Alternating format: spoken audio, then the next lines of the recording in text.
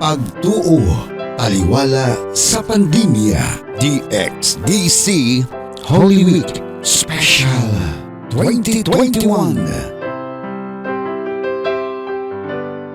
Ang mga nasinatiang nga katalagman o pandemya o sa kaminsahe alang sa katawhan, naturalisa man o dili, nagpasidaan kini nga dili magpasulabi ang tao sama na lamang sa pagpasipala sa atong nga kinaiyahan, paghatag og polusyon ug nagapahinumdom nga dili abusuhan ang atong nga kursos naturales, sumala ni Professor Ramon Abilino III, Ateneo de Davao University professor. So for me, ang mensahe talaga is going back, no, na dito sa sa pag take care ng ating environment, lalong-lalo na, no, not only the environment na physical, but yung environment natin, yung pangangatawan natin. Sinasabi nga, no, na ang tina-target talaga ng sakit ay yung meron ding may mga simptomas na rin ng karamdaman. So yun yung talagang tina-target. So for me, no, hindi lang yung natural environment natin, yung kapaligiran natin, but also, no, yung hindi natin pag-aabuso sa ating mga katawan. Matod ni Bilino, ang kalbaryo sa kinabuhi sa tao usa ka normal ug usa kini kahagit sa katawhan pinaagi sa pagatudlo ug paggiya sa atong kabataan diha sa eskwelahan aron mamahimo silang responsable ug maayong leader sa ilang henerasyon.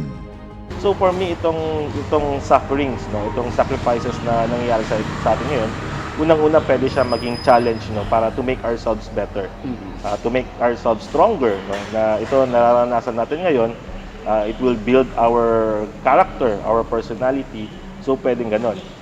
Pangalawa naman, pwede nating tingnan to as I mentioned earlier, na looking back, no, kung saan tayo nagkamali. So kasi kahit tingnan natin, no, dito sa tinatawag na salvation history, unang-una binigay talaga ng Diyos, no, lahat sa atin, pero yung mga tao medyo nagiging sakim yung story ni Adam and Eve, kung saan na binigay na sa atin lahat, pero may naghanap pa sila ng ng mas matindi pa doon sa binigay sa atin. Sa kasamtangang nga sitwasyon sa pandemya, nanawagan si Bilino sa katawhan sa pagtuman sa mga safety and health protocols, isip sakripisyo tungod sa dakong epekto nga gihatod sa maong balatian kon na COVID-19 sa kinabuhi sa tao. So unang-una, follow tayo na itong mga health protocols natin. Pangalawa is of course, no, we learn from this experience.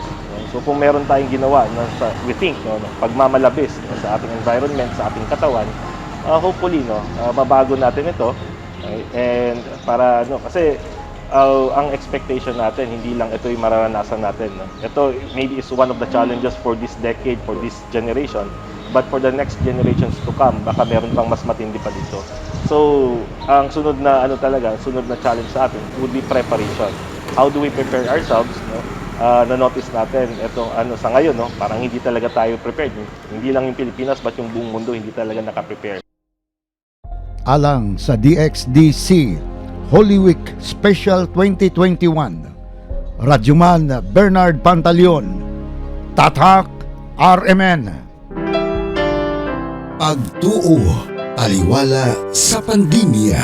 DXDC Holy Week Special 2021.